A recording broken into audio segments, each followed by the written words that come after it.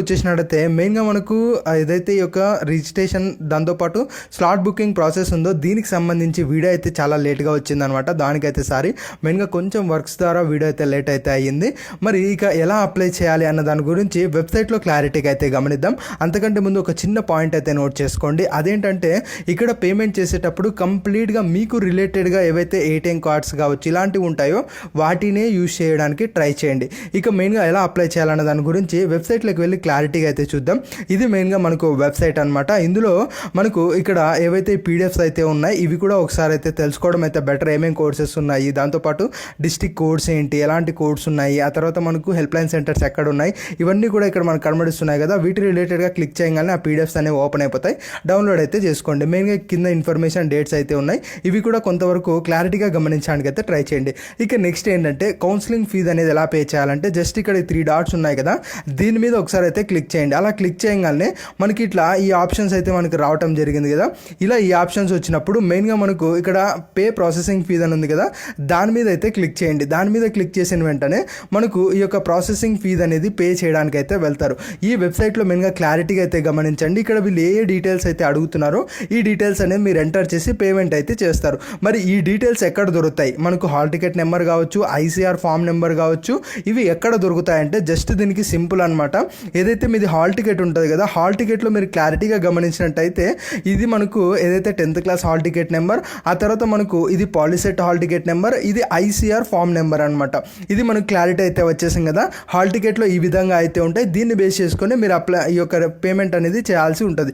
ఇక్కడ రిజిస్ట్రేషన్ అంటే just payment చేయడం గుర్తయితే పెట్టుకోండి. ఇక నెక్స్ట్ మెయిన్గా గమనించినట్టయితే మీ యొక్క పాలిసెట్ హాల్ టికెట్ నెంబర్, ఆ తర్వాత ఐసీఆర్ ఫామ్ నెంబర్, ఆ తర్వాత మీ డేట్ ఆఫ్ బర్త్, ఇక్కడ కింద వాల్యూ ఒకటి కనబడిస్తుంది కదా WTHS2 అని, ఆ వాల్యూ ఏదైతే ఉందో అది మీరు ఇక్కడ అనేది ఎంటర్ చేయాలి. ఎంటర్ చేసిన తర్వాత జస్ట్ పే ఫీ ఆన్లైన్ అన్న దాని మీద మీరు క్లిక్ చేసినట్టయితే మీరు ఏ విధంగా పేమెంట్ చేద్దాం అనుకుంటున్నారు అన్న దాని రిలేటెడ్గా మీకు డిఫరెంట్ ఆప్షన్స్ అనేవి చూపిస్తాయి. ఆ ఆప్షన్స్ ఏంటంటే మెయిన్గా మనకు ఈ యొక్క క్రెడిట్ కార్డు కావచ్చు, లేదంటే మనకు డెబిట్ కార్డ్ కావచ్చు, లేదంటే మనకు ఇంకా నెట్ బ్యాంకింగ్ కావచ్చు, వీటి రిలేటెడ్గా ఆప్షన్స్ అయితే చూపిస్తాయి. మ్యాక్సిమం అందరూ కూడా నాకు తెలిసినంత వరకు డెబిట్ కార్డ్ నుంచి పే చేయడానికి అయితే ట్రై చేయండి. అది రూబే కార్డ్ కావచ్చు, లేదంటే master card or visa card కావచ్చు, ఏదైనా కావచ్చు, డెబిట్ కార్డ్ నుంచి పే చేయండి. ఇక్కడ డెబిట్ కార్డ్ అంటే ఏం లేదు, జస్ట్ ఏటీఎం కార్డ్ అనమాట, అంతకుమించి ఇంకేమైతే లేదు. ఇక నెట్ బ్యాంకింగ్ ఇవన్నీ ఐడియా ఉన్నట్టయితే వాటి పరంగా వెళ్ళొచ్చు. బట్ మ్యాక్సిమం ఏంటంటే మీ యొక్క పేరెంట్స్ కావచ్చు, లేదంటే మీ రిలేటివ్స్ కార్డ్ కావచ్చు, వాళ్ళ కార్డ్ యూజ్ చేసి మాత్రమే పేమెంట్ అనేది చేయండి. ఎందుకు అంటే ఇక్కడ మీరు లాస్ట్ పాయింట్ ఒకసారి గమనించినట్టయితే ఏదన్నా మీకు పేమెంట్ కనుక ఫెయిల్ అయినట్టయితే మీకు 2 డేస్లో రిటర్న్ అనేది అవుతుంది అని మనకు క్లారిటీగా చెప్పారు. ఆ రిటర్న్ అయ్యేది మీరు ఏ విధంగా పేమెంట్ చేసి ఉంటారో అదే విధంగా రిటర్న్ అనేది అవుతుంది. కాబట్టి మీరు మీ యొక్క కార్డ్స్ యూజ్ చేసి పేమెంట్ అయితే చేయండి. ఇక్కడ ఎంత ఫీజు పే చేయాలి అంటే మెయిన్గా ఎవరైతే మనకు OCBC ఉన్నారో వాళ్ళు 600 రూపీస్ పే చేయాలి. లేదా SC/ST వాళ్ళైతే 300 రూపీస్ అనేది పే చేయాల్సి ఉంటుంది. అది కూడా ఎప్పట్లో పే చేయాలంటే మనకు జూలై 22 లోపల ఫీజు అనేది పే చేయాల్సి ఉండాలి. ఇక్కడ ఇవన్నీ క్లిక్ చేసి పే ఫీ ఆన్లైన్ మీకు క్లిక్ చేయగానే మనకు ఎలా పే చేస్తున్నారని అడుగుతారు. ఆ తర్వాత ఆ డీటెయిల్స్ ఎంటర్ చేసి సబ్మిట్ టు పే అని క్లిక్ చేసినట్టయితే మీ యొక్క పేమెంట్ అనేది సక్సెస్ అనేది అవుతుంది. అలా అయిన తర్వాత మీకు ఒక రిసిప్ట్ అనేది రావటం జరుగుతుంది. చాలా ఇంపార్టెంట్ అనమాట. ఆ రిసిప్ట్లో ఒక పేమెంట్ రెఫరెన్స్ ఐడి అలాంటిది మనకు ఉండటం అయితే జరుగుతుంది. ట్రాన్సాక్షన్ ఐడి అనొచ్చు, రెఫరెన్స్ ఐడి అనొచ్చు, ఏదైనా అనుకోవచ్చు, అది మనకు ఉండటం అయితే జరుగుతుంది. అది చాలా ఇంపార్టెంట్ అనమాట. ఇన్ కేస్ ఎవరన్నా అలా పే చేసిన తర్వాత ఆ రిసిప్ట్ కనుక తీసుకోలేకపోయినట్టయితే ఇక్కడ మనకు ప్రింట్ రిసిప్ట్ అని ఉంది కదా, దాని మీద క్లిక్ చేసి కూడా మీరు ఈ యొక్క రిసిప్ట్ అనేది ప్రింట్ అయితే తీసుకోవచ్చు. ఇలా మీరు పే చేసిన తర్వాత మీ యొక్క పేమెంట్ సక్సెస్ అయ్యిందా కాలేదన్న తెలుసుకోవడానికి అగైన్ మీరు ఈ 3 డాట్స్ మీద అయితే క్లిక్ చేయాల్సి ఉంటుంది. క్లిక్ చేసిన తర్వాత మనకు వెరిఫై పేమెంట్ స్టేటస్ అని ఉంది కదా, దాని మీద క్లిక్ చేయగానే మీకు మీ యొక్క పేమెంట్ స్టేటస్కి సంబంధించి మీరు వెరిఫై చేసుకోవచ్చు. దీని రిలేటెడ్గా ఏదైతే మీరు పేమెంట్ చేసేటప్పుడు మీరు ఎంటర్ చేశారో డీటెయిల్స్ అవే అగైన్ ఎంటర్ చేస్తారు. ఇక్కడ కనబడిచ్చే వాల్యూని ఇక్కడ ఎంటర్ చేస్తారు. ఎంటర్ ఇమేజ్ వాల్యూ అని ఉంది కదా, ఇక్కడ ఏవైతే కనబడిస్తున్నాయో అవి మీరు ఇక్కడ ఎంటర్ చేస్తారు. ఎంటర్ చేసిన వెంటనే ఆటోమేటిక్గా మీకు సంబంధించి పేమెంట్ అనేది సక్సెస్ అయ్యిందా లేదా అదంతా కూడా మనకు క్లారిటీగా అయితే రావడం జరుగుతుంది. దాని రిలేటెడ్గా మీరు ఎంటర్ చేసిన తర్వాత ఇక్కడ వెరిఫై పేమెంట్ ట్రాన్సాక్షన్ అని ఉంది కదా, దాని మీద అయితే మీరు క్లిక్ చేయాల్సి ఉంటుంది. అలా క్లిక్ చేసిన వెంటనే మీకు పేమెంట్ అనేది సక్సెస్ అయ్యిందా కాలేదా అంత మొత్తం కూడా క్లారిటీగా మీకు అయితే చూపిస్తారనమాట. ఇక నెక్స్ట్ చేయాల్సింది ఏంటంటే స్లాట్ బుకింగ్. యాక్చువల్గా గుర్తుపెట్టుకోండి, స్లాట్ బుకింగ్ ఆప్షన్ అన్నది మార్నింగ్లో మనకి ఇవ్వలేదు, అంటే వెబ్సైట్ వెబ్సైట్ కంప్లీట్గా యాక్టివేట్ అయినప్పుడు మనకు స్లాట్ బుకింగ్ ఇవ్వలేదు, జస్ట్ ఆఫ్టర్నూన్ మాత్రమే అది కూడా యాక్టివేట్ అవ్వడం అయితే జరిగింది. అగైన్ 3 డాట్స్ మీద క్లిక్ చేయగానే స్లాట్ బుకింగ్ అని మనకు కనబడిస్తుంది కదా, జస్ట్ దాని మీద మీరైతే క్లిక్ చేయండి.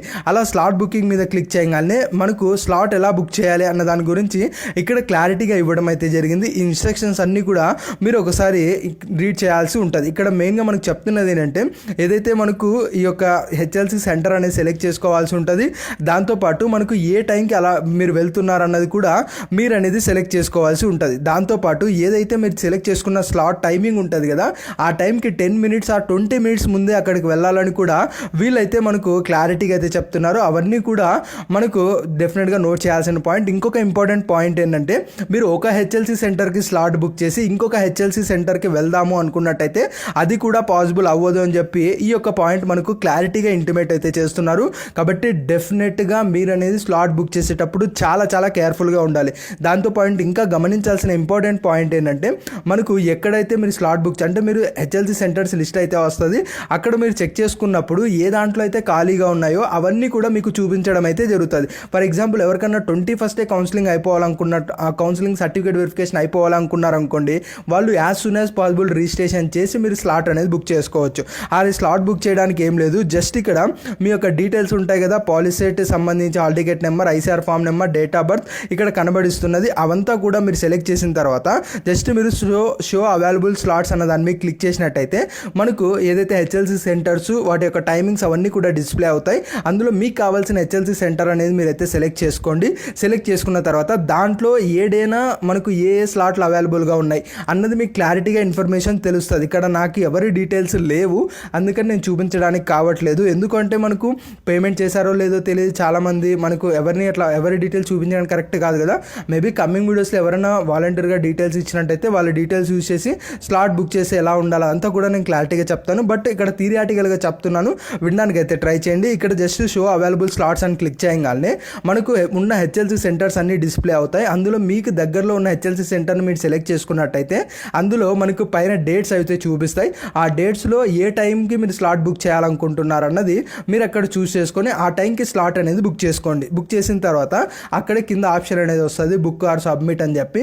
అది చేసిన తర్వాత మీరు ఏదైతే స్లాట్ బుక్ చేశారో దానికి సంబంధించి ప్రింట్ అనేది తీసుకోవాల్సి ఉంటుంది. ఇది చాలా చాలా ఇంపార్టెంట్ అనమాట. అలా ప్రింట్ తీసుకున్న తర్వాత మీరు ఏదైతే స్లాట్ బుక్ చేసిన టయానికి మీరు 10 to 20 మినిట్స్ బిఫోరే అక్కడ అటెండ్ అవ్వాలి. ఫర్ ఎగ్జాంపుల్ మీరు 11కి స్లాట్ బుక్ చేశారనుకోండి, మీరు 10:30కి అక్కడికి వెళ్తే చాలా మంచిది అనమాట. ఎందుకంటే వాళ్ళు టైం అయిపోతే అలో చేయము, అలాంటి కొన్ని రూల్స్ అయితే ఉన్నాయి. అందుకని మీరు యాజ్ సూన్ యాజ్ పాసిబుల్ మీరు అక్కడికి అనేది అటెండ్ అయితే అవ్వాలి. అక్కడికి ఏమేమి తీసుకెళ్లాలంటే ఆల్రెడీ కొన్ని లిస్ట్ ఆఫ్ డాక్యుమెంట్స్ మనం చెప్పడం జరిగింది. దాంతోపాటు ఏదైతే మీకు POLYCET hall ticket number, hall ticket ఉంటుంది కదా అది, నెట్లో రిజల్ట్ వచ్చి ఉంటుంది కదా అది, దాంతోపాటు మీరు ఇందాక పేమెంట్ చేశారు కదా స్టార్టింగ్లో ఫస్ట్ ఫేజ్లో కౌన్సిలింగ్ ఫీజు 300 or 600 పే చేసి ఉంటారు కదా, దాని యొక్క రిసిప్ట్, దాంతోపాటు ఇక్కడ మీరు స్లాట్ బుక్ చేసినప్పుడు ఒక రిసిప్ట్ అనేది వచ్చి ఉంటుంది, ఆ రిసిప్ట్ కూడా మీరు అనేది క్యారీ చేయాలి. ఇవన్నీ ఉంటేనే మీకు అలో చేస్తారు, గుర్తుపెట్టుకోండి. లేదు అంటే మాత్రం ఖచ్చితంగా అలో అనేది చేయరు. 1-2 సార్లు ఇన్స్ట్రక్షన్స్ అన్నీ కూడా ప్రతి ఒక్కరూ కూడా చదవడానికి అయితే ట్రై చేయండి. ఇన్ కేస్ ఇక్కడ పేమెంట్ చేసేటప్పుడు కానీ లేదంటే మధ్యలో స్లాట్ బుక్ అప్పుడు కానీ ఏమన్నా ప్రాబ్లమ్స్ వచ్చినట్టయితే మీ దగ్గరలో ఉన్న ఏదో ఒక హెచ్ఎల్సి సెంటర్కి అయితే వెళ్ళండి, వాళ్ళు మీ ప్రాబ్లమ్ అనేది సాల్వ్ చేస్తారు. అందులో ఎలాంటి డౌట్ అయితే లేదు. ఎందుకంటే ఎవ్రీ యాక్సెస్ అనేది హెచ్ఎల్సి సెంటర్కి ఇచ్చి ఉంటారు కాబట్టి హెచ్ఎల్సి సెంటర్ వాళ్ళు మాన్యువల్గానే మీకు ఏదైతే మీ యొక్క డేటా ఏదైనా కరెక్ట్ అయినా అదంతా కూడా వాళ్ళు క్లారిటీగా అయితే మనకు వర్కింగ్గా చేసేస్తారనమాట. దాని గురించి భయపడాల్సిన అవసరం లేదు. మీకు ఏ చిన్న ప్రాబ్లం ఉన్నా సరే మీ దగ్గరలో ఉన్న హెచ్ఎల్సి సెంటర్కి వెళ్ళండి, ప్రతి ప్రాబ్లము వాళ్ళు సాల్వ్ అనేది చేస్తారు. పేమెంట్ పడకపోయినా పేమెంట్ రిపీటెడ్ టైమ్స్ అయినా ఇట్లా ఏదన్నా ఉన్నివ్వండి, ఖచ్చితంగా మీ ప్రాబ్లం అనేది సాల్వ్ చేస్తారు. ఇక ఫైనలీ ఈ యొక్క వెబ్సైట్ లింక్ అనేది డిస్క్రిప్షన్లో ఇస్తాను. ప్రతి ఒక్కరు కూడా రిజిస్ట్రేషన్ అనేది మ్యాక్సిమం ఇవాళే చేసుకోవడానికి ట్రై చేయండి. మనకు ఇక్కడ ఇందాక ఓల్డ్ వీడియోలు చెప్పినట్టు మార్నింగ్ జస్ట్ మనకు ఇప్పుడు నేనేవైతే టిక్ పెట్టానో ఈ 4 ఆప్షన్సే వచ్చాయి, గుర్తుపెట్టుకోండి. స్లాట్ బుకింగ్ అన్న ఆప్షన్ మార్నింగ్ అయితే లేదు. కాబట్టి ఎవరైనా మార్నింగ్ పేమెంట్ చేసినట్టయితే వాళ్ళు అగైన్ స్లాట్ బుకింగ్లోకి వచ్చి వాళ్ళ డీటెయిల్స్ అన్నీ ఎంటర్ చేసి స్లాట్ బుక్ అయితే చేసుకోండి. ఎందుకంటే ఇలాంటివి చాలామంది మర్చిపోతారు. అందుకనే నేను మార్నింగ్ ఎప్పుడన్నా ఈ యొక్క రిజిస్ట్రేషన్ చేసేటప్పుడు కూడా ఒక హాఫ్ డే టైం ఇచ్చి రిజిస్ట్రేషన్ చేయమని చెప్పేది. ఎందుకు అంటే ఇట్లాంటి ఏమన్నా మిస్ అవుతారు అన్న ఉద్దేశంతో మనమైతే క్లారిటీగా చెప్పడం జరిగిందనమాట. మరి ఈ వెబ్సైట్ లింక్ అనేది నేను డిస్క్రిప్షన్లో ఇస్తాను. ఇంట్రెస్ట్ ఉన్న వాళ్ళు ఫస్ట్ దీన్ని డెస్క్టాప్ సైట్లో పెట్టుకొని మీరు పే అనేది చేసుకోవచ్చు, ఎలాంటి ప్రాబ్లము కూడా లేదు. ఇక ఫైనల్లీ నేను ఇస్తున్న ఇంకొక సజెషన్ ఏంటంటే ఇప్పుడు ఏదైతే మనం ప్రాసెస్ ప్రాసెస్ తెలుసుకుందామో, ఈ కంప్లీట్ ప్రాసెస్ ఎవ్వరూ కూడా ఫోన్లో చేయడానికి ట్రై చేయకండి.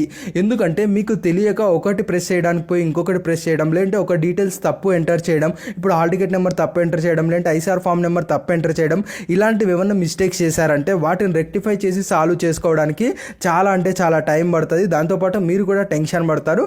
అందుకే మీరు దగ్గరలో ఉన్న మీ సేవ కానీ నెట్ సెంటర్ దగ్గరికి కానీ వెళ్ళండి. వాళ్ళు క్లారిటీగా ఒక్కొక్క స్టెప్ చేసి మీకు ప్రాసెస్ అనేది కంప్లీట్ చేస్తారు. మేబీ తీసుకుంటే అడిషనల్గా ఒక 50 రూపీస్ ఛార్జ్ చేస్తారు. అంతకు మించి ఏది కూడా ఉండదు. ఒక 50 రూపీస్ కోసం మనము ఈ యొక్క రిజిస్ట్రేషన్ అనేది రిస్క్లో పెట్టుకోలేం కదా.